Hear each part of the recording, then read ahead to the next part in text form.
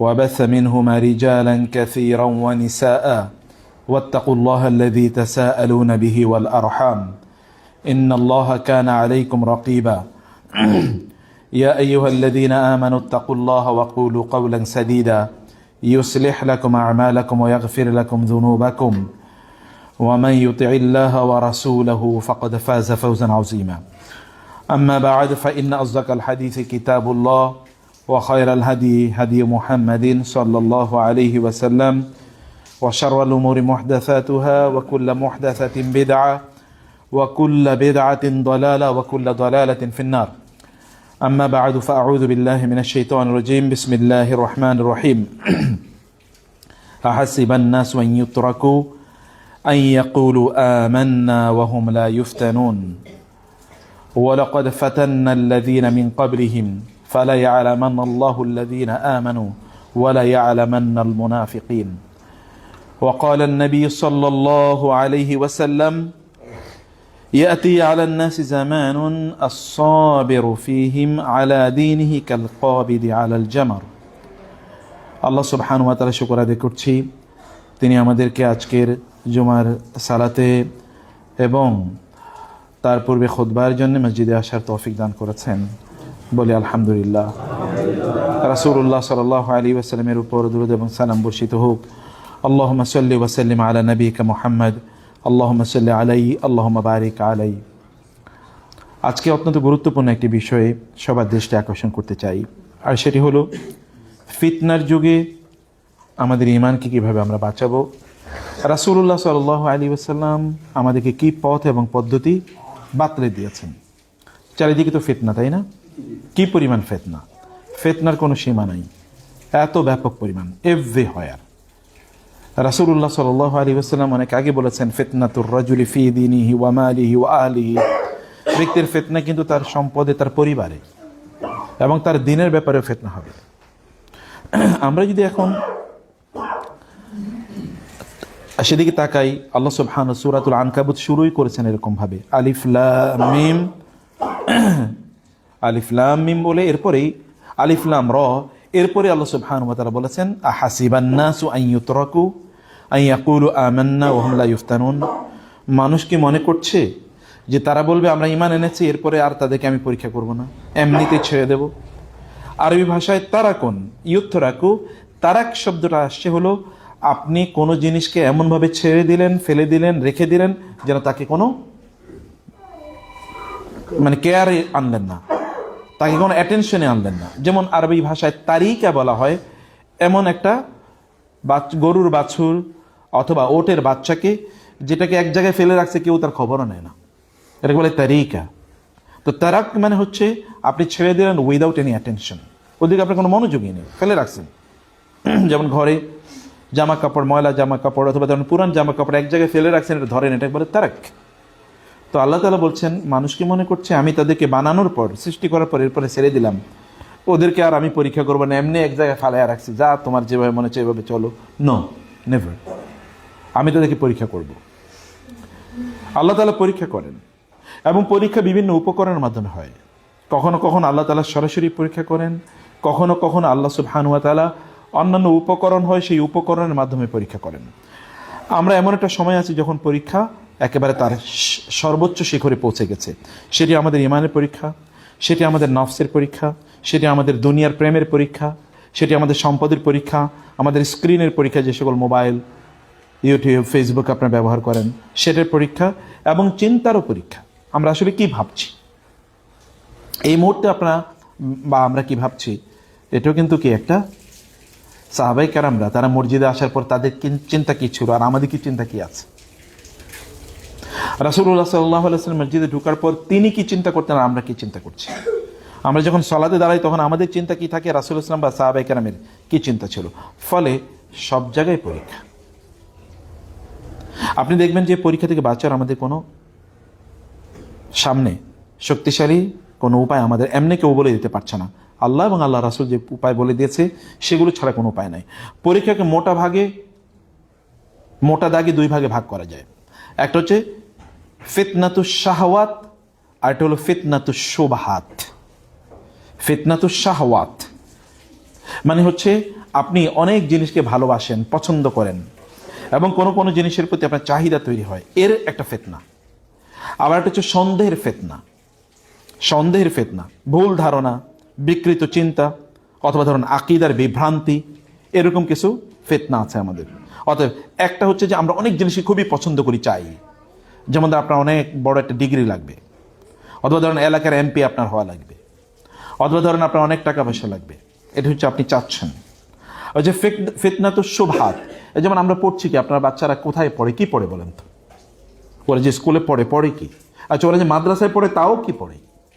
আপনি মনে করছেন মাদ্রাসায় দিস ইজ সেফ?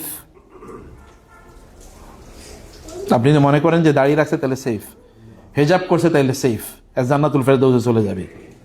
মসজিদে যারা আসে সবাই কি জান্নাতুল ফেরদৌসে যাবে? যদি তাই হতো তাহলে রাসূল ইসলামের পেছনে যারা নামাজ পড়ছে তারা সবাই জান্নাতুল ফেরদৌসে যেত। কিন্তু সবাই কি যাবে সেখানে? আব্দুল্লাহ ইবনে উবাই নাই? আছে তো, আব্দুল্লাহ ইবনে উবাইয়ের গোষ্ঠী তো আছে সেখানে। অতএব সবাই একেবারে দিনের লেবাস পরিয়া আছে। আমি লম্বা জুব্বা পরেছি, দাড়ি টুপি, আমি খুতবা দেই, বক্তব্য দেই, এই কারণে আমার ঈমান সবার চেয়ে স্ট্রং, এটা মনে করার কোনো কারণ নাই। আমরা অনেক সন্দেহের মধ্যে আছি, দিনদারি নিয়ে আমাদের অনেক ধরনের সন্দেহ আছে। কেউ হারাম কাজ ভালোবেসে করে, ভালোবাসে হারাম কাজ করে না লোকেরা? করে কিনা বুঝতে পারছেন কিনা? আচ্ছা, যে লোকটা সিনেমা দিকে কান্দে, যে মহিলা, এই মহিলাকে ভালোবাসা কান্দে না খারাপ মনে করে কাঁদে? সে তো ভালোবেসি প্যাশনেটলি সিনেমা দেয়। যে জুয়া খেলে ও কি জুয়ারে ভালোবাসে না? যে মদ খায় ও কি মদরে ভালোবাসে না? দেখবেন আই লাভ ওয়াইন, ও তুমি আমার প্রেমিকা। মদ নিয়ে কিন্তু গোটা পৃথিবীতে প্রচুর পরিমাণ কি কবিতা আছে। মদ হচ্ছে, মদের এসে ভালোবাসে, মদেই তার প্রেমিকা। আরবদের প্রচুর পরিমাণ কবিতা আছে এরকম, আমাদের দেশেও আছে। সব অশ্লীল বইপত্রগুলো এরকম প্রচুর পরিমাণ মদ, জুয়া, জেনা এগুলো নিয়ে তৈরি। আচ্ছা, বাংলাদেশে যত সিনেমা হয়, এই সিনেমার নাটক, সিনেমার উপজীব্য কি? একটা লোক আরেকটা মহিলারে ভালোবাসে, এক যুবক আরেক মহিলারে ভালোবাসে, এরকম না? এক মহিলা আরেক যুবককে ভালোবাসে। কখনো কখনো বস্তির মেয়ে খুব রাজার ছেলেরে ভালোবাসে, কখনো রাজার ছেলে বস্তির মেয়েরে, বস্তির ছেলে রাজার মেয়েরে ভালোবাসে, এরকমই তো। আচ্ছা, এই ভালোবাসাটা কি কোনো হালাল জিনিস না হারাম জিনিস? 100 ভাগ না 99 ভাগ হারাম? 100 ভাগ হারাম। কিন্তু এটা নিয়ে সমাজে চলে কিনা? এই যে নাটক হয় অথবা টেলিফিল্ম, এই যে রমজান আসছে সামনে, টেলিফিল্ম নামে যা হবে সবই তো কি হারাম, সবই 100 ভাগ হারাম। 99 ভাগ হালাল, মানে হারাম 1 ভাগ হালাল, এরকম সবই হারাম উপজীব্যকে কেন্দ্র করে। তাহলে বোঝা যাচ্ছে যে ভালোবেসে লোকের হারাম কাজ করে। আবার কিছু কিছু, অর্থাৎ মানুষ হারামের পথে পা বাড়ায় ভালোবেসে। আবার কিছু কিছু মানুষ হারামের পথে অথবা ভ্রষ্টতার পথে পথ বাড়ায় না বুঝার কারণে, না জানার কারণে। তার মধ্যে সন্দেহ আছে, এ কারণে সে করে না, সে বুঝে না আসলে। যেমন বিজ্ঞান আমাদের বাচ্চাদেরকে শেখায়, তুমি যেটা না দেখবা, না বুঝবা, এটা তুমি বিশ্বাস করবা না। এখন আল্লাহ তাআলা কি আপনি দেখছেন? তো বাচ্চারা এই কারণেই তো আল্লাহরে বিশ্বাস করে না। আচ্ছা, আখেরাত কি ওরা দেখছে? আপনি আপনার বাসায় গিয়ে দেখেন, আমরা তো সবাই ভালো মানুষ, আপনার বাসায় গিয়ে দেখেন তো বাচ্চারা আখেরাত সম্পর্কে কি জানে? কিচ্ছু জানে না। ও আখেরাতের ভয়ে একটা হারাম কাজ করে নাই, এরকম আপনারাই কি বুকে হাত রেখে বলতে পারবেন যে আপনাদের বাচ্চারাই করে না? যে ও আখেরাতকে ভয় করে, এই কারণে কোনো হারাম কাজ করে না? আমরা তো সমাজে সবচেয়ে ভালো মানুষ বলে দাবি করি নিজেদেরকে। তার মানে ফিতনা ইজ এভরিহোয়ার। আল্লাহ সুবহানাহু ওয়া তাআলা কোরআনে সে কথা বলেছেন, ফাআম্মাল্লাযীনা ফী কুলূবিহিম যায়গুন ফায়াত্তাবিউনা মা তাশাবাহা মিনহু ইবতিগাআল ফিতনা ওয়া ইবতিগাআ তা'উইলি। একদল লোক তাদের অন্তরে বক্রতা আছে এবং এই কারণে তারা কি ফিতনার পথে পা বাড়ায়। এবং অন্যদিকে আল্লাহ তাআলা বলেছেন, আপনি ভালো মানুষ হইলেই যে আপনি ফিতনায় পড়বেন না তা কিন্তু না। ওয়াত্তাকু ফিতনাতাল লা তুসিবান্নাল্লাযীনা যালামু মিনকুম খাসসা। ফিতনা যে কেবল তোমাদের ভালো মানুষদেরকেই, মানে খারাপদেরকে স্পর্শ করবে, ভালোরা ফিতনায় পড়বে না, এটা মনে করার কোনো কারণ নাই। এটা মনে করার কোনো কারণ নাই। এক খ্রিস্টান পাদ্রী,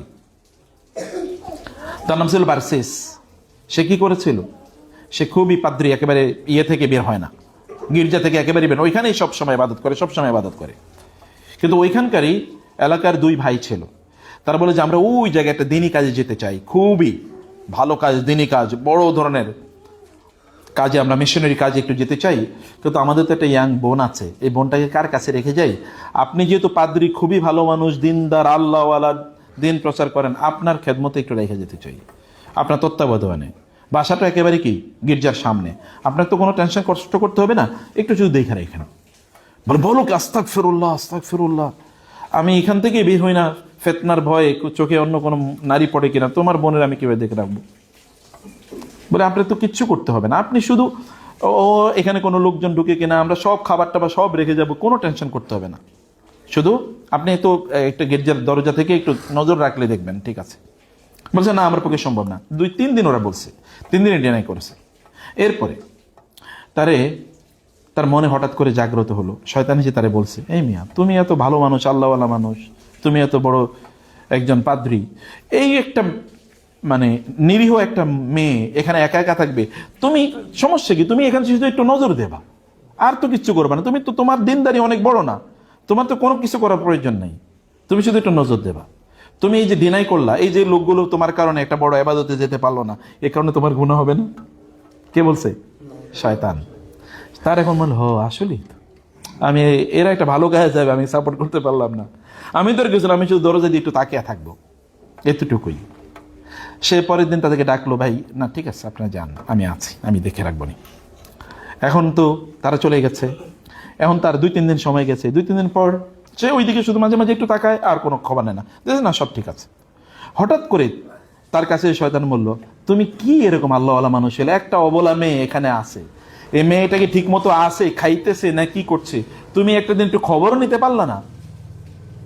অন্তত যাও, যা বাইরে থেকে তুমি অন্তত জিজ্ঞেস করো এই কেমন আছেন, তোমার কোনো সমস্যা আছে কিনা, কিচ্ছু তুমি কোনো আওয়াজ করবা না, তোমার কোনো সমস্যা আছে কিনা একটু চিরকুটে একটু কাগজে লিখে দিও, আপনি কিন্তু কোনো, তুমি কিন্তু আওয়াজ শুনবেন, আপনি তো ভালো মানুষ, আল্লাহওয়ালা মানুষ, এতটুকু নিলে এটা কোনো সমস্যা না।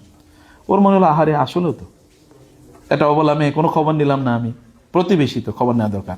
সে গেছে, যে বলছে তোমার কোনো সমস্যা থাকলে আমাকে বইলো একটু চিরকুট লিখে দিও, সমস্যা নেই আমি দেখবো নি। গেল আরো 3-4 দিন, হঠাৎ করে এবার শয়তান এসে তাকে বলছে, মিয়া তোমারে হে কি লিখতে পারে কি পারে না এটা কি তুমি জানো কিছু? সে কি যে লিখতে পারে, তোমার যে চিরকুট লিখে দেবে, এটা সে কি লিখতে পারে কিনা কিছু? তোমার তো এত কিছু দরকার নেই, তুমি শুধু তাকে বলবা তার আওয়াজটা, যে তুমি শুধু আমার বলবা যে তোমার কোনো প্রয়োজন আছে কিনা, তুমি বলবা আছে অথবা নাই, ব্যাস। এর থেকে তোমার কি আসে যায়, তুমি তো সারাদিন গির্জায় থাকো, সারাদিন ইবাদত করো। সে আসলেও তো ঠিক। সে এবার গেল, যাওয়ার পরে তারপরে সে তারে জিজ্ঞেস করলো ওইখান থেকে, এখন মেয়ে আওয়াজ করছে, না আমার কোনো কিছু লাগবে না, ভালো ঠিক আছে, আমার আর কোনো কিছু, অন্য কোনো কিছু লাগবে না। এভাবে গেল, যাওয়ার পরে এরপরে শয়তান তারে বলল, আরো 3-4 দিন এভাবে গেল, শয়তান তারে বলল, দেখো একটা মেয়ে তো একটা যুবতী মেয়ে, তার মধ্যে কি আছে, একটু লাজ লজ্জা আছে, সে ভিতরে কি আছে নাই এটা তো তোমার সব খোলসা করে বলবে না, তার তো ভাইরা সব তার প্রয়োজন মেটাতো, এখন একটা বেগানা পুরুষ তার প্রয়োজন মেটাবে, এটা কারণে সে তো না বুঝেও বলতে পারে, অথবা সে আড়ষ্টতা একটু লজ্জার কারণে বলতে পারে যে না সব আছে, আসলে তো নাও থাকতে পারে। তোমার কিচ্ছু করার দরকার নাই, তুমি শুধু একটু বলবা যে ঠিক আছে তুমি কেমন আছো, তোমার দরজার ভিতরে কি আছে একটু দেখি আমি, আসলে কি তোমার রান্না বান্না ঠিক মতো হচ্ছে কিনা, একটু দরজাটা খুলে তুমি একটু ভিতরে একটু তাকিয়ে চলে এসো, ও এক সাইডে থাকবে। বলে হ্যাঁ আসলেও তো ঠিক। এরপরে দরজা খুলছে, একটু ভিতরে গেছে, এরপরে দরজা খোলার পরে চলে এসে না সব ভিতরে, একবার তাকিয়ে চলে এসে শয়তান তাকে বললো, মিয়া ভিতরে তো তুমি দেখছো আসলে কিছু আছে কিনা, তুমি তো একবার তাকাইছো, কিন্তু ভিতরে আসলে কি খাবার টাবার আছে কিনা এটা তো তুমি দেখো নাই, পাতিলটাতে রান্না হচ্ছে কিনা, আচ্ছা এতদিন বাজার ছাড়া একজন মানুষ থাকে কেমনে, এটা তো আর ফ্রিজের যুগ না যে ফ্রিজে সব রেখে দিছে, তুমি একটু যাও একটু খবর নাও আসলে আছে কিনা। এবারে আচ্ছা আসলেও তো ঠিক, আচ্ছা ঠিক আছে, একেবারে নিচের দিকে তাকিয়ে যা ভিতরে তোমার কোথার কি কি আছে, যা দেখলো যে আসলে খুব বেশি কিছু নেই। শয়তান তারে বলছে তুমি ওরা একটু বাজার করে দাও। এবার গেছে একটু বাজার করার জন্য, বাজার করে এরপরে বাজার দিয়ে এসছে, এখন এরপরে শয়তান তারে গিয়ে বললো, আচ্ছা সমস্যা নেই বাজার করে দিছো, ওর একটু খোঁজ খবর, একটু বসো তার সাথে একটু কথা বলো, তার অনেক কষ্ট, একা একা থাকে দীর্ঘদিন পর্যন্ত, মন খারাপ হয়ে যেতে পারে, একটু তার একটু কথাবার্তা শোনো, মানসিক সাইকোলজি মানসিকভাবে রোগী হয়ে যায় এক জায়গায় থাকলে, তো তুমি একটু যাও একটু বসে শুধু তার কথা শুনে আর কিচ্ছু করো না, তুমি তো আর তার সাথে অন্য কোনো কিছু করবে না। এ বলে আসলেও আমি তো আর অন্য কিছু করি, আমি তো কত ভালো মানুষ, যাই। এরপরে তার সাথে গল্প করছে, এরপরে প্রত্যেক বেলায় তার সাথে গল্প করতো, এরপরে তার সাথে রাতে থাকা শুরু করে দিচ্ছে, এরপরে কি তার সাথে রাতে থাকা শুরু করে দিছে। এরপরে তো যা হওয়ার হয়েছে, ভাইয়েরা এসে দেখে তার অলরেডি কি তার বোনের বাচ্চা হবে, এবং কি হইলো পরে শোনা গেছে বার্সিস এই কাম করছে, এরপরে বার্সিসের ফাঁসিতে ঝুলাইছে। শয়তান যে কোত্থেকে এসে আপনারে কোথায় নিয়ে যাবে, শয়তান তো আসলে কি করে, একটু শুধু হালকা একটু আঁচড় লাগিয়ে দেয়, শুধু একটু হালকা আঁচড় লাগে, এর বাইরে শয়তান কিছু করে না। শয়তানের ব্যাপারে আল্লাহ কি বলছে, আল্লাহ দি ইউয়াসবিসু, ওকে মারামারি লাগায়? শয়তান কোনোদিন মারামারি লাগিয়েছে কোথাও? ও লাগায় না, ও শুধু আপনাকে বলছে তুমি রাগান্বিত হয়ে ওই কথাটা বলো, ব্যাস, ও এরপরে জানতে চলে গেছে। কোরআন আল্লাহ তাআলা বলেছেন কি, আল ওয়াসওয়াসিল খান্নাস। খান্নাস মানে কি? খান্নাস মানে কি? শয়তান না, শয়তান তো বটে। খান্নাস মানে হলো যে একটা কথা বলে এরপরে এখান থেকে চলে যায়, একটা কথা বলে এরপরে চলে গেছে। মিয়া তুমি এর সাথে কথা বলো, তোমার বাপের ওর বাপ একবার গালি দিছিল, শেষ, ও চলে গেছে এরপর এখান থেকে আর নাই। এরপরে তো আপনারা এবার দুজন মারামারি করে মাথা ফাটায় ফেলাইছেন। শয়তান মূলত এই কাজটি করে। অতএব এইরকম ভালো মানুষকেও শয়তান কিন্তু বিভ্রান্ত করে, এবং এই কারণে আমাদের আলেমদের মধ্যে অনেকেই তারা বলতেন যে অন্যান্য লোকেরা তো তারা জাহান্নামে যাবে বিভিন্ন কারণে, কিন্তু নামাজিরা যারা মসজিদে এসে নামাজ পড়ে আল্লাহওয়ালারা, এদেরকে শয়তান বিভ্রান্ত করে মূলত হিংসা দিয়া, বিদ্বেষ দিয়া, মাসালা দিয়া, ও ওই আমলটা করে নাই, অতএব ও জাহান্নামী, ব্যাস শেষ। আল্লাহ তাআলা বলবেন আমার জাহান্নাম কি তোমার দায়িত্ব দিছিলাম নাকি যে তুমি জাহান্নাম ডিস্ট্রিবিউশন করো, জান্নাত ডিস্ট্রিবিউশন করো? আছে কিনা এরকম, অমকে বেদাতি, অমকে আমার মানহাজি না, অমকে আমার পথের, আমার মতের না, আমার এই না, অতএব ও জাহান্নামী, ও বেদাতি, অথবা ওর কথা আমি শুনবো না, ওর আমি দেখবো না, ওর চেহারাও দেখবো না। শয়তান দেখছে যে ওরে তো এইভাবেই পথভ্রষ্ট করা যায়, খুব ভালো নিয়ত, সহি নিয়ত, কিন্তু ওই সহি নিয়তের মাধ্যমে শয়তান ঢুকে গেছে। আপনাকে ফিতনা কোন কোন জায়গায়, এই জায়গাটা বুঝতে হবে। আমি এই জায়গাটাতে সময় অনেক কম, কিন্তু আমি কয়েকটা আউটলাইন আপনাদেরকে একটু দেখতে চাই। রাসূল সাল্লাল্লাহু আলাইহি ওয়াসাল্লাম বলেছেন, ইয়াতি আলান নাসি জামানুন আস-সাবিরু ফীহিম আলা দীনিহি কাল কাবিদি আল জামার। এমন একটা সময় আসবে যখন মানুষ দিন এর উপর থাকা হচ্ছে একটা জ্বলন্ত কয়লা হাতে রাখার মতো হবে। এবং তিনি বলেছেন, বাদিরু বিল আমালি ফিতানান কাকিতাইল লাইলিল মুজলিম, তোমরা ভালো আমল করো, তাড়াতাড়ি করো, কারণ ফিতনা এমন ভাবে ছড়িয়ে পড়বে যেমনি ভাবে ভয়াবহ অন্ধকার রাত সবকিছুকে কি করে, সবকিছুকে ঘিরে রাখে, কিচ্ছু আপনি দেখতে পান না। ইভেন আপনার হাত যদি আপনি একটু আগিয়ে দেন তাহলে দেখবেন না। এরকম একটা ভয়ঙ্কর সময় আসার পূর্বে তোমরা ভালো কাজ করো। ইউসবিহুর রাজুলু মুমিনা ওয়া ইউমসি কাফিরা, খুবই ভয়াবহ। রাসূল সাল্লাল্লাহু আলাইহি ওয়াসাল্লাম বললেন সকালবেলায় লোকটা ঈমানদার, কিন্তু সন্ধ্যাবেলা কি কাফের। ওয়া ইউমসি মুমিনান ওয়া ইউসবিহু কাফিরা, সন্ধ্যায় মুমিন কিন্তু সকালবেলা কাফের।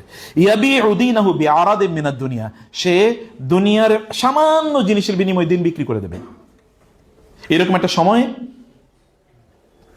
এখন আছে কিনা দেখেন। সকালবেলা দেখতে খুবই মোমেন, ইমানদার, দিনদার, আল্লাহওয়ালা, কিন্তু ওই যে দোকানের কাছে যাওয়ার পরেই শেষ, ইমান পুরাটাই বেচা ফেলাইছে।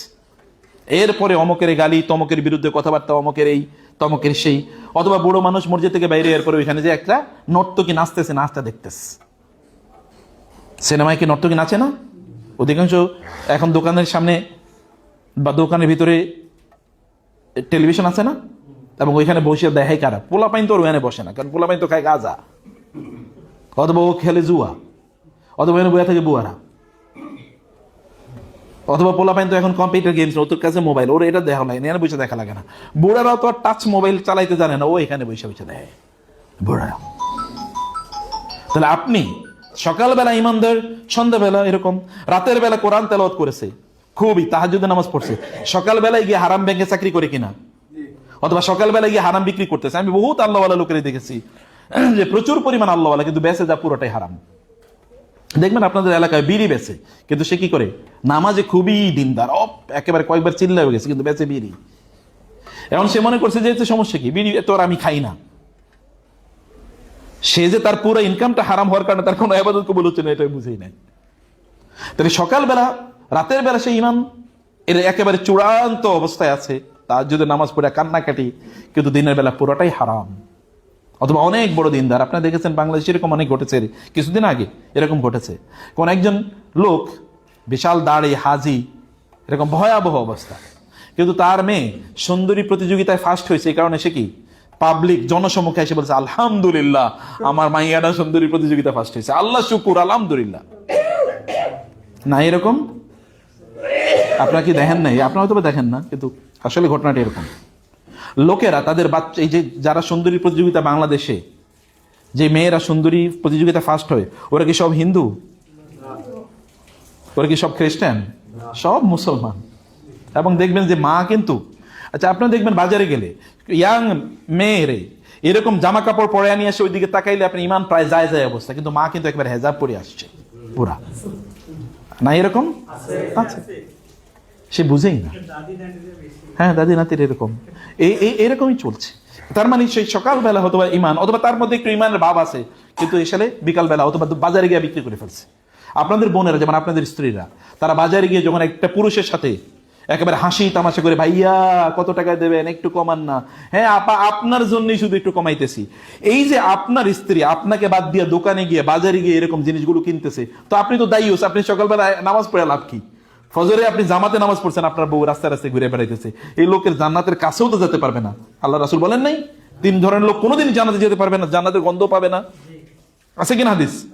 তোমাদের এটা তো একদল, এটা একটা ক্যাটাগরি, এটা তো একটা ক্যাটাগরি। ফলে একবার দেখা যাবে যে উপর থেকে একটা ইসলামিক টাইটেল, মানে 30টা লকব আছে, আল্লামা অমুক অমুক অমুক অমুক অমুক, কিন্তু ভেতরে পুরাটাই কি? ভণ্ডামি, পুরাটাই ভণ্ডামি, কিচ্ছু নাই, দিন ভিতরে কিচ্ছু নাই, কিন্তু উপরে বহুত ফিটফাট। আমি বহু ওয়াইজের কথা জানি, ফজরের নামাজ সর্বশেষ কবে পড়ছে তার মনে নেই, এটা ফেরেশতারে জিজ্ঞেস করতে হবে, বলো আমি সর্বশেষ ফজরের নামাজ কবে পড়ছি। তারপরে না সে ফজর নামাজ পড়বে করতে, সে তো কি করে ওয়াজ করতে করতে তো সেতে তারপরে আসার সময় ঘুমায়, দুপুর পর্যন্ত ঘুমায়, আবার ওয়াজের জন্য প্রস্তুতি নেয়।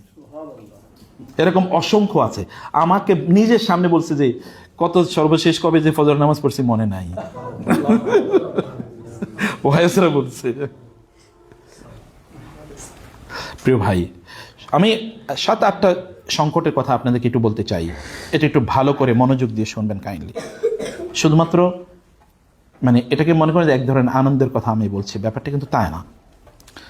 আমাদের ফিতনা আছে, আকীদার ফিতনা, চিন্তার ফিতনা, নাস্তিকতা, সেকুলারিজম, আপনি যদি দিন নিয়ে ঠাট্টা বিদ্রোহ করা, এই জাতীয় ফিতনার মধ্যে আমরা ব্যাপকভাবে ডুবে আছি। আল্লাহ সুবহানাহু ওয়া তাআলা আছেন কিনা এই বিশ্বাস আমাদের হলো, বিশ্বাস করেন আল্লাহ সুবহানাহু ওয়া তাআলা যে আছেন, আল্লাহ তাআলা যে সব কিছু দেখেন, এই বিশ্বাস আমাদের নেই। যদি আমাদের বিশ্বাস থাকতো তাইলে কি আমরা অন্যায় করতে পারি? অতএব আমরা মুখে বলি আসলে বিশ্বাস নেই। বিশ্বাস কি মুখে থাকে না অন্তরে থাকে? অন্তরে থাকে। তাহলে অন্তরে নাই। এই বিশ্বাস থাকলে একজন মানুষ কিভাবে অন্যায় করে, কিভাবে হারাম কাজ করে, কিভাবে সে মিথ্যা কথা বলে, কিভাবে মানুষের রক্ত জড়ায়, কিভাবে চুরি করে, দুর্নীতি করে, ডাকাতি করে, তাহলে বুঝছে সেখানে একটা বড় সংকট আছে। আচ্ছা কিয়ামত, আজকে আপনারা ভূমিকম্পের কথা দেখছেন কিনা? আচ্ছা 5 সেকেন্ড যদি ভূমিকম্পটা থাকতো তাহলে কি হইতো? আপনারা তো জানেন কিয়ামত হবে কবে? শুক্রবার। আজকে শুক্রবার না? আচ্ছা কিয়ামত হয়ে যেতে পারতো না? আচ্ছা কয়জন আমরা প্রস্তুতি ছিলাম আজকে কিয়ামত হলে আমি রেডি? ঠিক আছে, কয়জন ছিলাম যে রেডি? আমাদের অবস্থা কি ছিল? আমরা একটা ইউনিভার্সিটিতে ছিলাম, সেখানে আমাদের একটা লেকচার ছিল প্রায় 12-1500 লোক। তো আমরা ওইখানে আলোচনা করলাম, আলোচনা করে ওইখানে বের হয়ে গাড়িটা দাঁড়াইছে, এই হলো বিল্ডিং শেষ, এই বিল্ডিং শেষ, আমরা এখানে দাঁড়াইছি, এতটুকুই ধরে বা এতটুকু দাঁড়া গাড়িতে উঠবো। এই সময় যেভাবে ভূমিকম্প হয়েছে আমরা তো ভয় পেয়ে গেছি। এরকম ভূমিকম্প আমার জীবনে আমি দেখিনি কখনো। এতটুকু বের হয়েছে। আমরা আসার সময় আলোচনা করতেছিলাম, আমরা যে আন্ডারগ্রাউন্ডে ছিলাম, আন্ডারগ্রাউন্ডে যদি ভূমিকম্প হয়ে যদি বিল্ডিংটা ধসে পড়তে, তাহলে আমাদেরকে কেউ খুঁজেও পেত না।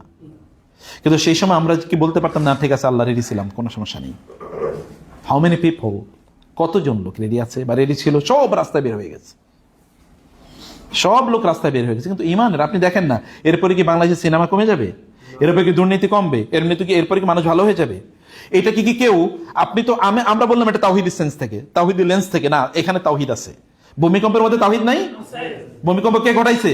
আল্লাহ। ইজা জুলজিলাতিল আরদু জিলজালা। এখন দেখেন ভূমিকম্পে তাওহীদ আছে, আর ওরা বলবে না এটা রিক্টার স্কেলে এত এই কারণে হয়েছিল, ওই কারণে এটা কি টেকনোপ্লেট এরকম একটু মাটিতে একটু ধাক্কা লাগছে, এরকম ওরা ওইদিকে ব্যাখ্যা করা শুরু করে দেবে। এরপরে কি করা যায়? আমরা বলছি না, তাওহীদ তো এভরিহোয়ার। আল্লাহ সুবহানাহু ওয়া তাআলা তো আপনার গোটা জীবনের নিয়ন্ত্রক। অর্থাৎ তার দৃষ্টিতে, তার চিন্তায়, তাকে সামনে রেখে আপনাকে ভাবতে হবে যে জিনিসটা কি, জিনিসটা কি কি হতে পারত, সেটাকে ওইভাবে চিন্তা করতে হবে। প্রিয় ভাইরা, আমরা সত্যিকারে ইউটিউবের কাছে তো আমাদের ইমান বিক্রি করে দিই প্রতিদিন। ইউটিউবের কাছে আপনি দেখবেন একটা নাটক রিলিজ হয়েছে, এই নাটকটা প্রথম দিনেই, অথবা দেখবেন কিছু মিম টাইপের, এই যে কিছু দেখবেন মানে হাসি ঠাট্টামূলক কিছু কি কিছু কিছু ওই যে ইয়ে করে না, ওই যে হ্যাঁ শর্ট ভিডিও করে না, এগুলো দেখবেন এখন আপলোড করছে মুহূর্তের মধ্যে মিলিয়ন মিলিয়ন ভিউ। আর আপনি একটা খুতবা একটা লেকচার আপলোড করে দেখেন যে 10 মাস 1 বছর 2 বছর 3 বছরও কি 2 জন 5 জন 10 জন 20 জন, তা ওই 20 জন ওই আপনি যে কয়েকবার গিয়ে গিয়ে দেখছেন, এটা আপনি আর কেউ না, ঘুরে ফিরে ওরা আসেই না এখানে। ইউটিউবের কাছে তো বেশি দিতেছি ইমান, ফেসবুকের কাছে তো ইমান বিক্রি করে দিচ্ছি। আমাদের আল্লাহ সুবহানাহু ওয়া তাআলা, আমরা দিন শুধু মসজিদে রাখছি, মসজিদের বাইরে দিন নাই। ইসলাম শুধু মসজিদের বাইরে ইসলাম নাই। আপনার বাসায় যদি ঢুকেন, আজকে আমরা ওইখানে বলেছিলাম, আপনার বাসায় ঢোকার পরে কেউ বলবে না এটা মুসলমানের ঘর, কেউ বলবে না। গত খুতবাটা আপনারা শুনবেন যদি সময় থাকে। আমরা বলছি রাসূল ইসলাম যদি আপনার ঘরে আইসা দরজায় টোকা দেয় যে আমি আপনার ঘরে ঢুকতে চাই, আপনি কি ঢুকাইতে পারবেন? কোথায় ঢুকাবেন? কোথায় বসাবেন? কোন রুমে বসাবেন? বসাইলে তারাকে খাওয়াবেন কি? তিনি কি খান? আপনি কি খাওয়াবেন? আপনার পুরাটা আপনি কি বলতে পারবেন? কারণ আপনি যে খাবার দেবেন, জিবরিল এসে বলবে এটা কিন্তু খাবারের মধ্যে হারাম আছে, খাওয়া যাবে না, বলবে না জিবরিল? উনি কি হারাম খাবে? ওনাকে তো আল্লাহ তাআলা জানিয়ে দেবেন, তো আপনি কি দিবেন তাকে? আপনি তো জারি জুরি সব ফাঁস হয়ে যাবে।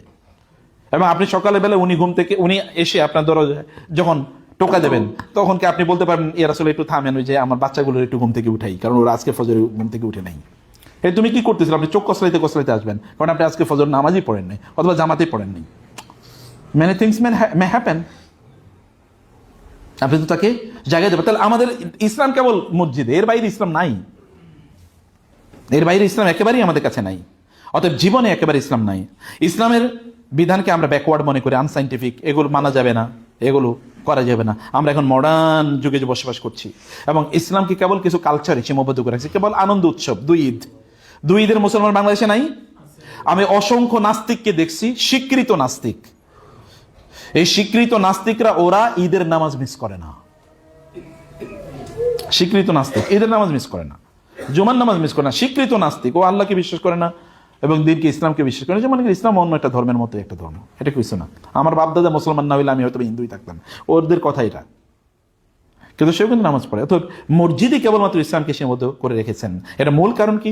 যারিকা বিআন্নাহু মুস্তাহবুল হায়াতুদ দুনিয়া আল আখিরা, কারণ আখিরাত ভিত্তিক জীবন না, এটা পুরিয়াটাই কি এটা দুনিয়া ভিত্তিক জীবন। আমরা কেবলমাত্র আপনাদেরকে এখন যদি বলা হয় সবাইকে আমেরিকা যাওয়ার ভিসা দেওয়া হবে, কয়জন ভিসা নেবেন?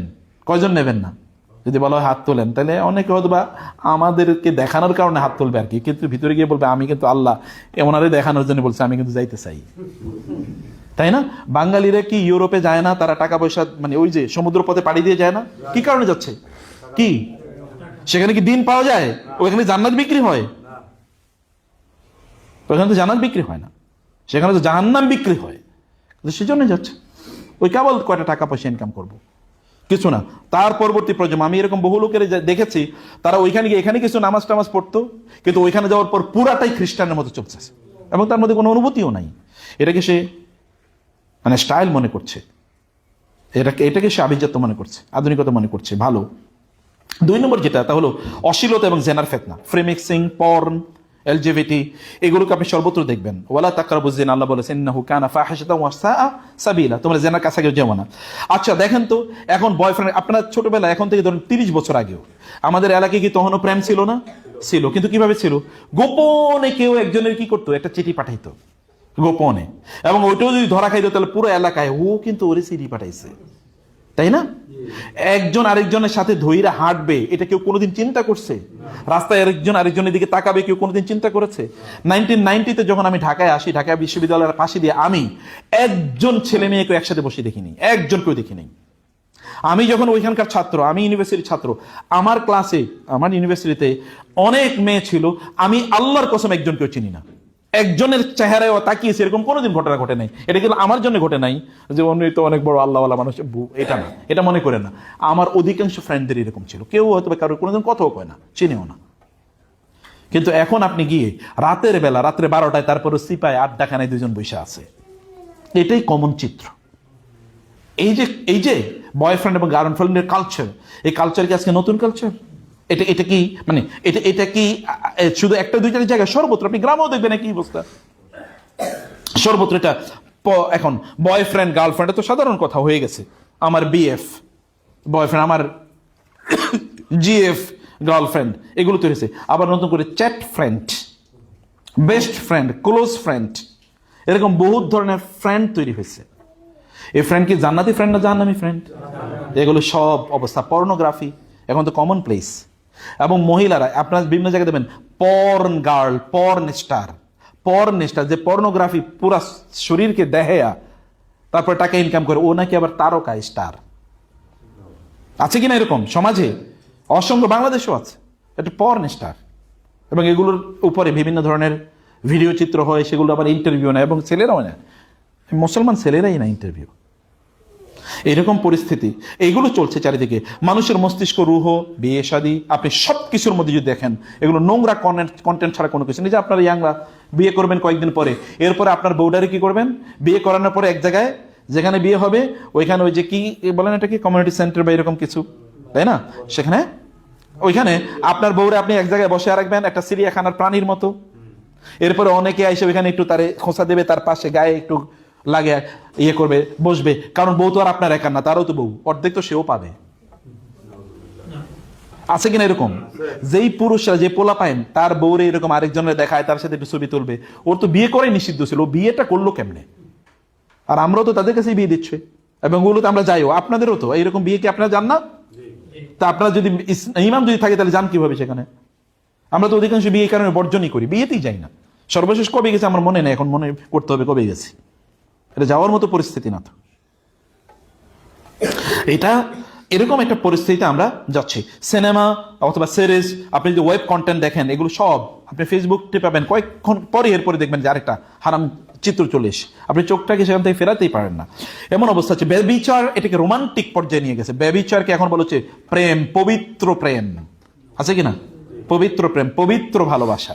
তো পবিত্র প্রেম কেমনে হইল? পুরা জিনিসটা হারাম। এই যে মহিলা আরেকজনের বউ হিসাবে অভিনয় করছে, অভিনয় কেউ যদি কাউকে বলে আমি তোমারই বিয়ে করলাম, যদি একটা পুরুষ যদি কোনো মহিলারে বলে আর কয়েকজন যদি সাক্ষী থাকে, তাহলে তো বিয়েই অলরেডি হয়ে যায় কিনা? মহিলা হয়তো করতে পারে না, ওলি লাগে, কিন্তু এই পুরুষ করার সাথে যদি বিয়ে হয়ে গেল, আবার যদি ওই মহিলার আরো কয়েকবার আগে বিয়ে হয়, তাহলে এদের কিন্তু প্রত্যেকেরই পরিবার আছে, কিন্তু তারপরে এটা তারা অভিনয় করে যাচ্ছে, মানুষের দেখাচ্ছে, এবং এগুলো আমরা গুগ্রাসী গেলছি। এইরকম পরিস্থিতি। হারাম, আল্লাহ যেটাকে হারাম করেছেন, যেই জিনিসগুলোকে আমরা হারাম আল্লাহ বলে দিয়েছেন হারাম, এগুলোকে মানুষ অধিকারী হিসাবে এগুলোকে দাবি করছে না? করে কিনা? আপনার বুঝেন নাই? যেটা আল্লাহ বলেছেন হারাম, এগুলোকে মানুষ অধিকার হিসেবে দাবি করছে না? এই যে মহিলারা, যে নারীবাদী মহিলারা, এরা যা দাবি করে পুরোটাই তো হারাম, কিন্তু আল্লাহ বলছেন এটা কি আল্লাহ হারাম করেছে, কিন্তু ওরা বলছে এটা আমার অধিকার। মহিলারা বলছে আমার শরীর আমার, আমি যার ইচ্ছা আমি তারে দেব, আমার শরীর আবার আমার যে বেবি ইচ্ছে বেব আমি দেখাবো। এটা কি তার অধিকার নাকি এটা তার জন্য হারাম ছিল? যেটা হারাম এটাকে অধিকার হিসেবে দেখাচ্ছে লোকেরা, এটাকে তার অধিকার হিসেবে দেখাচ্ছে। বাংলাদেশের মতো একটা দেশে এই যে মানে যেটাকে বলে আমরা বিড়ি, সিগারেট, এগুলোর কি বিজ্ঞাপন টেলিভিশন পত্রিকায় আসে না? এটা কি হালাল জিনিস না হারাম জিনিস? হারাম জিনিস, কিন্তু এটা বিজ্ঞাপন দিতে বিক্রি হচ্ছে। আচ্ছা, বিজ্ঞাপনের নিচে লেখা থাকে ধূমপান স্বাস্থ্যের জন্য, এরপরে কি বিক্রি বাড়ে না কমে? বুঝেন না কথা আমার? লেখা যে ধূমপান মৃত্যু আনে, ধূমপানে মৃত্যু আসে, অথবা ধূমপান আছে, এরকম আছে কিনা? এরপরে কি এই বিড়ি বেচা কমছে না বাড়ছে? মানুষ কি পরিমাণ পাগল! লেখা আছে এটা খাইলে তুমি মরবা, এরপরে আরো বেশি খায়, এরপর আরো বেশি খাচ্ছে নাকি? তাই রে বোঝা যাচ্ছে যে এগুলো আসলে আমরা এগুলোকে আমাদের ট্রেন্ড বানাইছি। শয়তান এই সকল জায়গায় প্রচন্ড ভাবে লাভবান হয়েছে। রিবা, আপনি যদি সুদের কথা বলেন, দুর্নীতি, ব্যবসায় ফিতনা, এগুলো কি চারিদিকে নাই? আপনি যে ব্যবসাটা করেন, এই ব্যবসাটা আপনি যে পণ্যটা বেচেন, বাংলাদেশের মুসলমানরা খুবই দাঁড়িয়েওয়ালা আল্লাহওয়ালা মানুষ ব্যবসা করে, আরে হজ করতে করতে অথবা নামাজ পড়তে পড়তে মাথায় দাগ ফেলে দিছে, কিন্তু পণ্য যেগুলো বেচে পুরাটাই হলো 2 নম্বর না 10 নম্বর, কিছু কিছু নম্বরও নাই, এবং ডেট কি এক্সপায়ার করছে তারপরে বেচে, না না এটা আমি বেচবো, কম দামাগুলো কিনে এরপরে মানুষের কাছে বেচে। এরকম আছে না? আপনাদের এলাকায় যারা বেচে সব আল্লাহওয়ালা মানুষ, সব আল্লাহর মানে ওলি সব, তাই না? ব্যবসা যারা করে দেখবেন সব ধোকার মধ্যে, সব ধোকা কিভাবে দেবে, মানুষের ধোকা দেবে কিভাবে, এটা নিয়ে প্রত্যেকটা লোক এটা ব্যস্ত আছে। আপনি দেখেন ব্যাংকের সুদ, এনজিওর সুদ, তথাকথিত এখন ব্যাংকগুলো বা বিভিন্ন কোম্পানি বানাইছে সার্ভিস চার্জ, এটাও পুরোটা কি একটা আসলে সুদ, সার্ভিস চার্জ নামে তারা খাচ্ছে। এটা দেখবেন সরকারি বেসরকারি জায়গায় আপনি সর্বত্র ঘুষ ছাড়া, এই বাংলাদেশে আমরা নতুন একটা বাংলাদেশের কথা নাকি শুনছি, এটা আরো খারাপ। ঘুষ ছাড়া একটা বিন্দু চলে না, কিচ্ছু চলে না। এটা সিস্টেম। এটা কি এখন সিস্টেম দেয়া লাগে ভাই, এটাই সিস্টেম। এবং এরকম একটা পরিস্থিতি, আপনি যাকেই দেবেন প্রত্যেকের অবস্থা এরকম। ওজনে কম দেয়, আপনি যে পণ্য যদি দেখেন, লো কোয়ালিটির পণ্য বিক্রি করা, জাল জিনিস বিক্রি করা, মিথ্যা কথা বলে মানুষকে বিক্রি করা, আল্লাহর কসম ভাই, আপনার যদি বিভিন্ন দোকানে দেখবেন দাঁড়িয়েওয়ালা লোকের বসে রাখে, কারণ কি জানেন, এটা একটা ধোকা।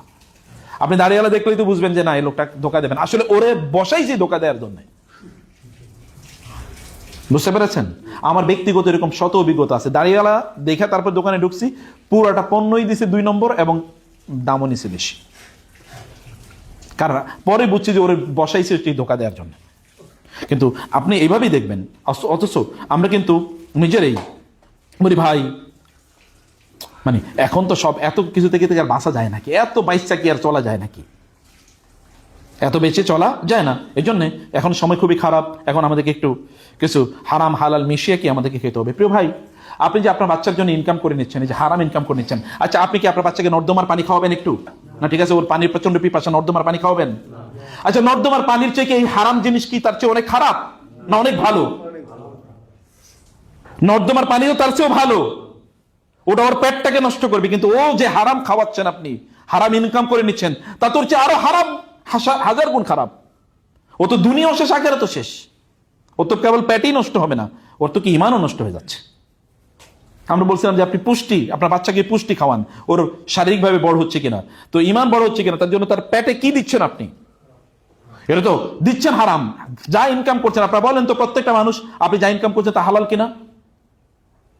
কিসের উপর ভিত্তি করে আপনি বলবেন এটা হালাল?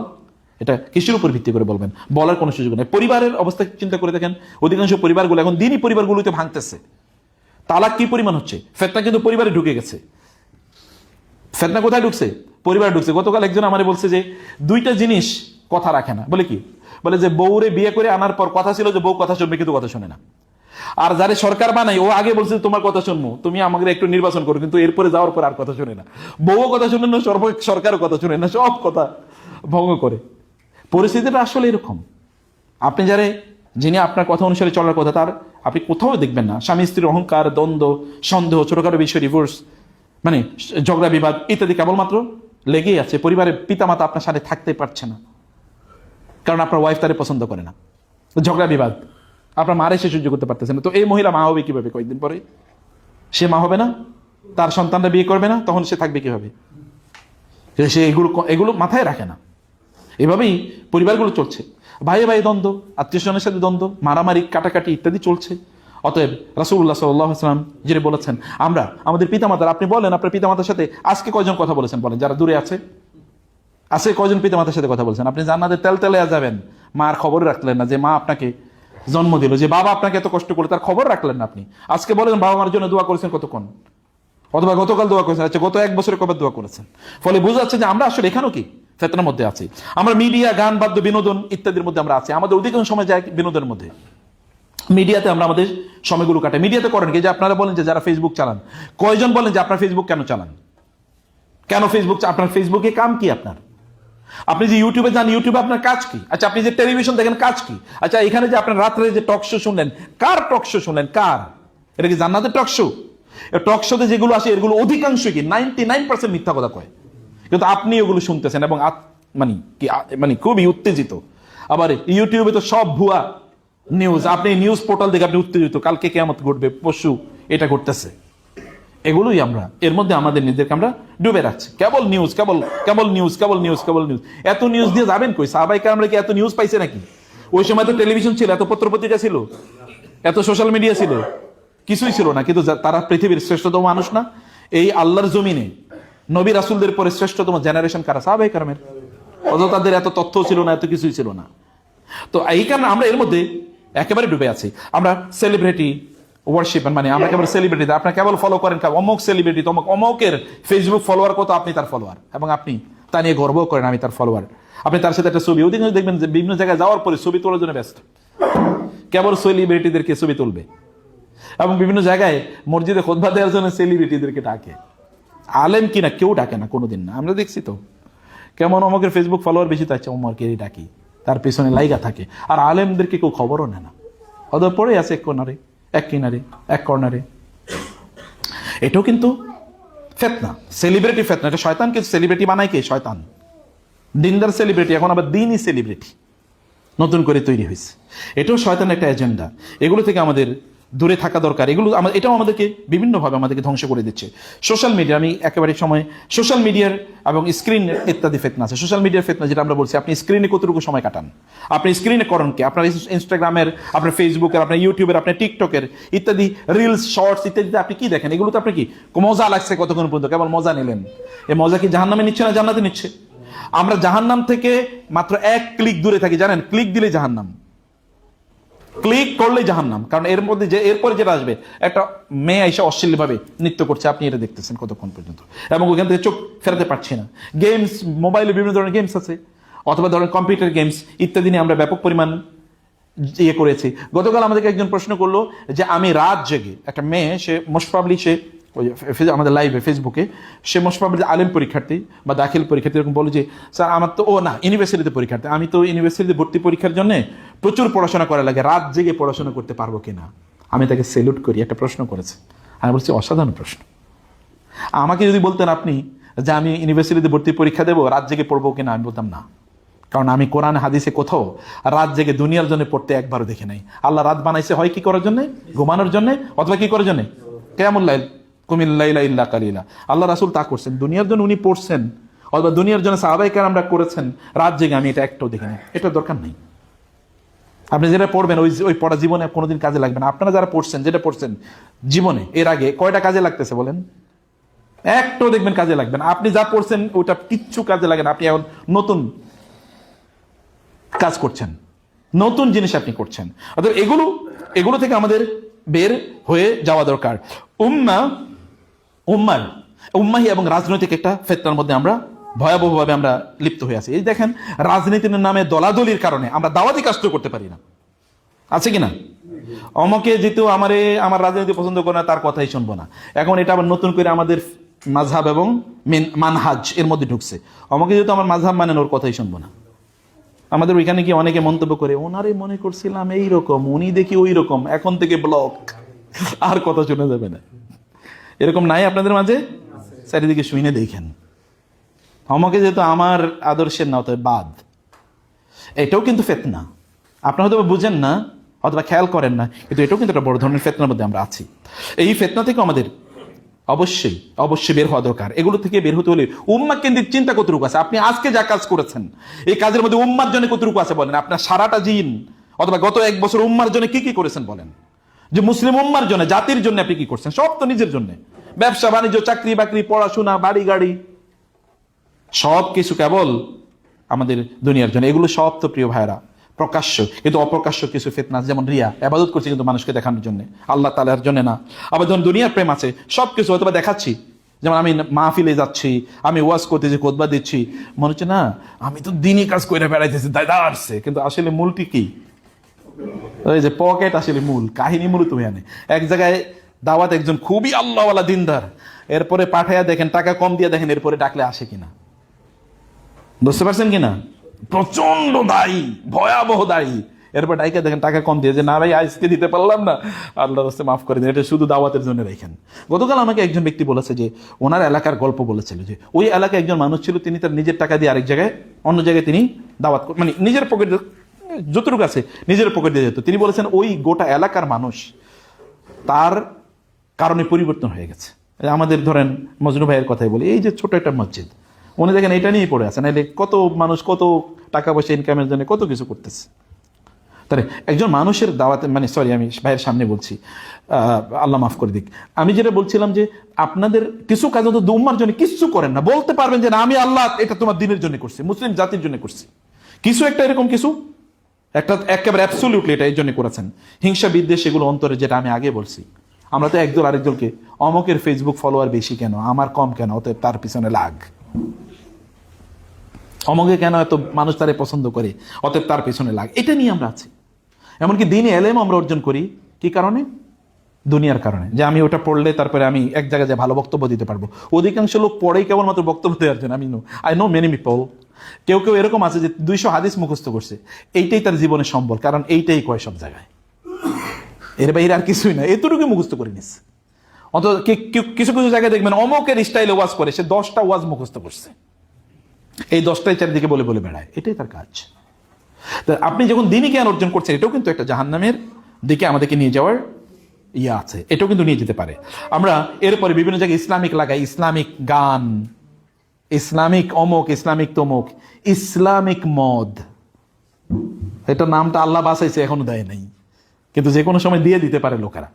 কারণ হাদিসে রাসূল বলেছেন, কিয়ামতের আগে আমার উম্মার মধ্যে একদল লোক আসবে যারা হারাম জিনিসকে কি ট্যাগিং এর মাধ্যমে হালাল বানাইবো, ট্যাগিং দিচ্ছে, ইসলামিক ট্যাগিং দিয়ে তারপরে এটাকে তারা হালাল বানিয়ে দেবে। এরকম একটা অবস্থার মধ্যে আমরা যাচ্ছি। আমি 1 মিনিটে বাকি যে কয়েকটা জিনিস আপনাদেরকে বলতে চাই। তাহলে ঈমান বাঁচানোর জন্য আমাদের প্র্যাকটিক্যাল প্ল্যান, 1 নম্বর প্ল্যান কি? সত্যিকার তওবা করেন। চোখটা বন্ধ করেন তো, বলেন না আস্তাগফিরুল্লাহাল্লাযী লা ইলাহা ইল্লা হুয়াল হাইয়ুল কাইয়্যুম ওয়া আতুবু ইলাইহি। এবং প্রিয় ভাইরা, পূর্বের গুনাহগুলো ছেড়ে দেন। তওবা মানে কেবল মুখে উচ্চারণ না, এটা সিদ্ধান্তের নাম যে আমি এগুলো আর করব না। এবং কোরআন হাদিস এবং সালফে সালেহিনের যে মানহাজ আছে সেটা বুঝুন, সেটা পড়ুন, সেটাকে আঁকড়ে ধরুন। যেমন প্রতিদিন কোরআন তেলাওয়াত করবেন, জামাতে নামাজ আদায় করবেন, তাই না? এটা কেবলমাত্র কমেন্ট সেকশন আর ফেসবুকে দিনদারি দেখায়েন না। ফেসবুকে দিনদারি ইস্যু না, দিনদারি ইস্যু ভিতরে, এরকম সেখানে কেবল দেখানোর ইস্যু না। এবং যে সকল মাসলা মাসাইল নিয়ে ইখতিলাফ আছে এগুলো ছাড়েন। ফেকা দিয়ে আপনি বাঁচতে পারবেন না, ফেকা আপনাকে জাহান্নামে কোনোদিন নেবে না। আমি কি বুঝাইতে পারছি কথা? ফিক আপনাকে কোনোদিন জাহান্নামে নেবে না, এবং ফিক আপনাকে একেবারে জান্নাতুল ফেরদৌসে নেবে না, নেবে আকীদা। এটা সোজা করেন, ফিকের ব্যাপারে ছাড় দেন। আমাদের অধিকাংশ লোক এই ব্যাপারে কোনো তার মাথায় নাই, তার কেবল ফিক, অমকে কেন ওইটা কইলো, ও তো আমার ফেকের মতো, অথচ যেটা নিয়ে আলোচনা করছে এটা মুস্তাহাব। ফিকা না মানলে কি কাফের হবে কেউ? কিন্তু আকীদা যদি না ঠিক থাকে তাহলে কি হবে? অথচ এটাই নাই আলোচনার মধ্যে নাই। 3 নম্বর বিষয় হচ্ছে সালাত, জিকির, দোয়া। এগুলোকে আপনি অবশ্যই আপনার সিকিউরিটি সিস্টেম বানান, এগুলোকে আপনি করবেন। নামাজ এবং 5 ওয়াক্ত নামাজ, যে ইয়াংদেরকে বলি, সব হতে পারে কিন্তু নামাজ ছাড়া যাবে না, এটাকে ধরে রাখতে হবে। এরপরে ফজর এবং এশা জামাতে পড়তে হবে, এটা নিশ্চিত করলে তাহলে নেফাকি অন্তর থেকে দূর হয়ে যাবে ইনশাআল্লাহ। সকাল এবং সন্ধ্যার যে দোয়াগুলো আছে এগুলো পড়তেই হবে, এগুলোকে ছাড়া যাবে না। বেশি বেশি ওই দোয়া, ইয়া মুকাল্লিবাল কুলুব সাব্বিত কলবি আলা দীনিক, এটা বেশি বেশি পড়তে হবে। এরপরে ভালো সঙ্গ, 4 নাম্বার, ভালো সঙ্গ, ভালো বন্ধু ইত্যাদি, এদেরকে নিয়ে চলতে হবে। কারণ আল্লাহ তাআলা ওয়াসবির নাফসাকা মা'আল্লাযীনা ইয়াদউনা রাব্বাহুম বিল গাদাতি ওয়াল আশি, তাদের সাথে থাকুন যারা আল্লাহকে স্মরণ করে সত্যিকার অর্থে মন থেকে, এদেরকে বন্ধু বানান, এদের সাথে সময় কাটান। এবং 5 নম্বর হচ্ছে সোশ্যাল মিডিয়াকে কন্ট্রোল করেন, এটা অপ্রয়োজনে ব্যবহার করেন, প্রয়োজন ডিলিট করে দেন। আমি অনেকের জানি তারা ডিলিট করেছে। এবং আমাদের যদি সোশ্যাল মিডিয়াতে দাওয়াতি কোনো কাজ না থাকে তাহলে আমরা এটা বন্ধ করে দিতাম, কোনো প্রয়োজন নেই, এর মধ্যে আমাদের কোনো কাজ নেই। অতএব এটাকে আপনাদের যদি কোনো কাজ না থাকে তাহলে এগুলো বন্ধ করে দেন। ইউটিউবে আপনার চালানোর কিছু নাই, বাসায় ইন্টারনেট বন্ধ করে দেন যদি এটার কোনো প্রয়োজন না থাকে। এবং পরিবারকে বাঁচানোর জন্য আপনার দায়িত্ব নেন, ফ্যামিলি কিছু রুল তৈরি করেন যে ফ্যামিলি কিভাবে চলবে, বাচ্চারা কিভাবে চলবে, অন্যরা কিভাবে চলবে, এগুলো সব আপনারা একেবারে কি নিজেরা রোল করে নেন যে এইভাবে আপনারা আপনাদের কার্যকলাপগুলো করবেন। প্রিয় ভাইরা, এবার আমি লাস্টে যে কথাটা বলতে চাই, আপনারা তো আল্লাহর ঘরে আছেন, একটু নিজের অন্তরের দিকে তাকান তো, এবং একবার চোখটা আবার বন্ধ করবেন, বন্ধ করে বলেন 3টা ফিতনার জিনিস থেকে আজকে থেকে নিজকে মুক্ত করবেন। 3টা, নিজে মনে মনে সিদ্ধান্ত নেন, এগুলো ফিতনা, এগুলো থেকে আমি আমার নিজকে দূরে রাখতে চাই ইনশাআল্লাহ। এবং আবার চোখটা বন্ধ করে 3টা কাজ, ছোট বড় কিছু চিন্তা করেন না, আমি কোরআনের হাফেজ হয়ে যাবো এটা চিন্তা করার দরকার নেই আপনার, আমি সহিহ বুখারী মুখস্থ করে ফেলবো এটা চিন্তা করার দরকার নেই। 3টা ছোট ছোট কাজ, যেটা দিনই কাজ, এরকম কাজ কখনো ছাড়বেন না, ছোট্ট করে করেন। যেমন আমি প্রতিদিন 5 মিনিট কোরআন তেলাওয়াত করবো, আমি 5 মিনিটই বলি, everyday, but I will never miss it, আমি এটা করবোই। এরকম 3টা জিনিস চিন্তা করেন তো, আমি 3টা জিনিস কোনোদিন মিস করবো না। যেমন আপনি সকাল এবং সন্ধ্যা জিকির করবেন, বুঝতে পেরেছেন? এটা এতটুকু করেন। আমি শেষে কি বলেছি? চোখ বন্ধ করে 3টা জিনিস ছাড়বেন, এটাকে সিদ্ধান্ত নিতে পারছেন আপনারা? কথা বলেন অনেকে। এবং 3টা জিনিস করবেন ছোট ছোট, 3টা ছোট জিনিসই ছাড়েন, বড় জিনিসের কথা আমি বলি না, আস্তে আস্তে করেন। এরপরে কোনোদিন খুতবায় আসলে জিজ্ঞেস করবো যে কি ছাড়ছেন এবং কি শুরু করেছেন, পাবো তো সেদিন উত্তর ইনশাআল্লাহ যদি বেঁচে থাকি। আকুলু কওলি হাদা ওয়াস্তাগফিরুল্লাহ লি ওয়া লাকুম ওয়া লিসাইরিল মুসলিমিন ফাস্তাগফিরুহু ইন্নাহু হুয়াল গফুরুর রহিম।